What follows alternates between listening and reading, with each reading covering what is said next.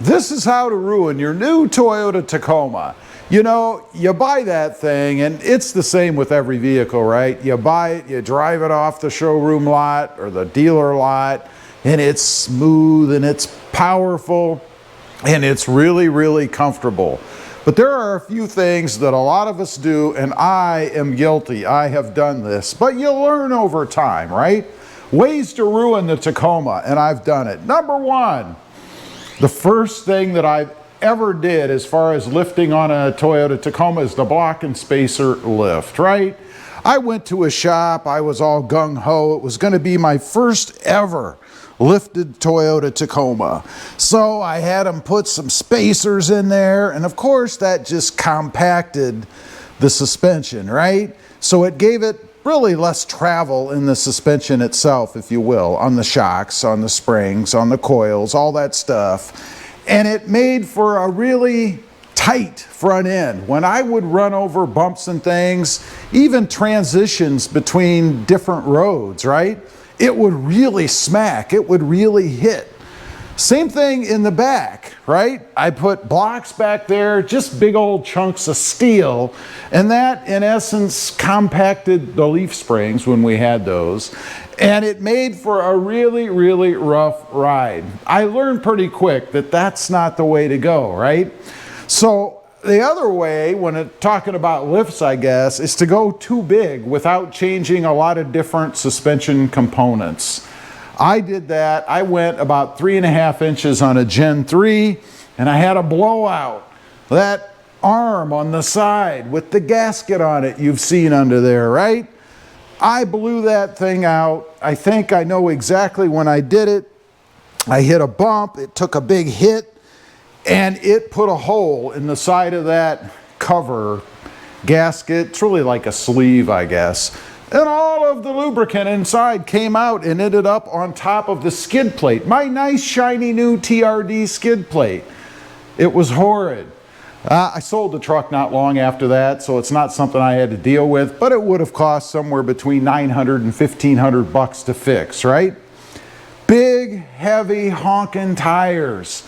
Everybody wants to put big giant tires on the Tacoma, right? 30-inch, 35-inch, big old giant tires. But they're heavy. And what you're doing is just killing your fuel economy, ultimately, I guess. But you have to haul all that weight around, right? Now, it's unsprung weight, I suppose. I mean, you do have to push the truck to make it move. It has to initially get going, right? But it's carrying that extra weight around with it.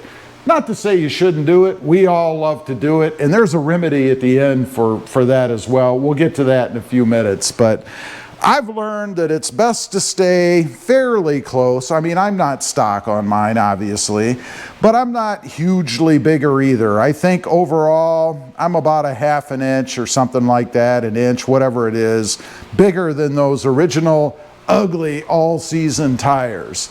It's something that we've got to do, but it will ruin the Tacoma, especially when it comes to fuel economy. Number 3, and I did this. I'm embarrassed to say it, but I did it. My first Tacoma, it was that red, I forget what year it was. It was a Gen 3. I put 20-inch wheels on it. Why in the hell I did that, I have absolutely no idea what I was thinking. But I put 20-inch wheels on it. So what that did is it shrunk the side of the tire, right? I now was not riding on the rim or the wheel, but I was much closer to it. So I had less rubber to take up those bumps and things on the road. You want to talk about a horrid ride. I mean, it was bad. I would bounce all over the place. I wouldn't really take bumps. And again, this is in combination with that block and spacer lift. But what a horrible combination, right? I went block and spacer and I put 20-inch wheels on it. It rode really, really poorly. One thing I'll mention in addition to that, I went with Nitto Ridge Grapplers, which are a great tire for off-road, but they are so firm, so hard, the rubber, that didn't help either. I mean, it was like the big 3 of mistakes that I could make in modifying my Tacoma. Live and learn, right? I'll never do that again. I think the biggest wheel I would ever go with and thus tire, is 18-inch. I've got 18-inch wheels on this truck now. Honestly, if I had to do it over again, I'd probably go 17s so I could have even more wall on the side here, if you will, just to give me an even better ride. Who knows? I don't know if it'd make that much of a difference, but 20s, they were absolutely horrible. Number 4, and this is such a simple thing, overinflated tires. I see a lot of comments over on the group about what should I inflate my nice big new tires to, right? Obviously, you really can't follow what's on that placard inside your door. I mean, that was set up for what the manufacturer, Toyota, puts on the truck. I keep mine, and again, live and learn. I used to go 36, 37. Well, that meant that when the tire got hot, I was really running somewhere between 39 and 40. Way too much if you care about ride quality, and it's simply not necessary. Now I'm running at 34. When the tires heat up, they get up to about 37, which is starting to get pretty firm. I mean, you can definitely tell a difference from when you first take off to when those tires heat up and there's more pressure in there, right? They're firmer, they're tighter. 34 is as high as I would go. I mean, unless you're running 37-inch tires or something like that. 34 will yield about 39 or 37, I should say, PSI once you heat them up and get going. The perfect amount of air, I think, or air pressure.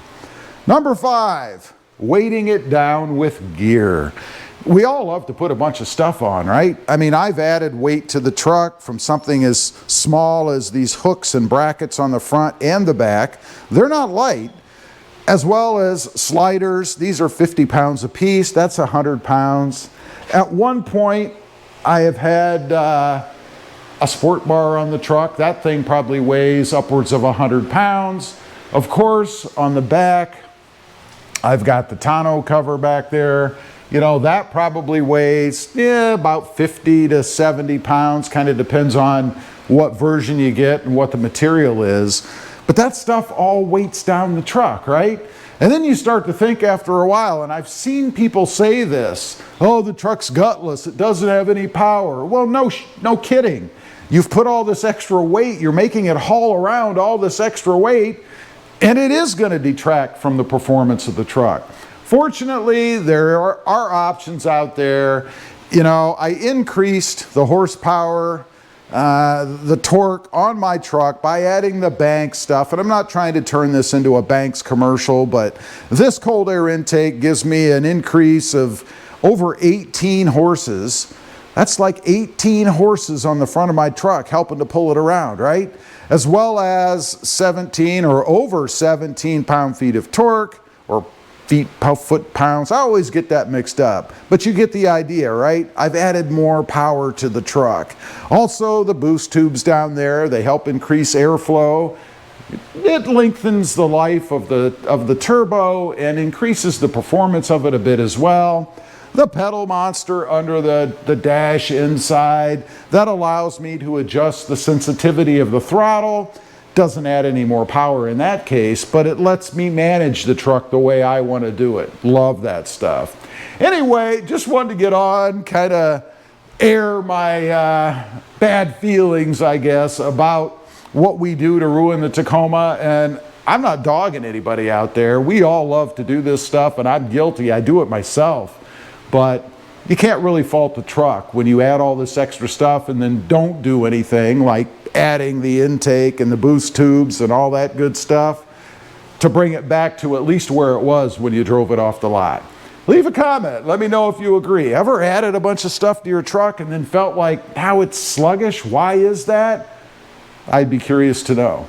Thanks for watching. Stay safe out there. Bye.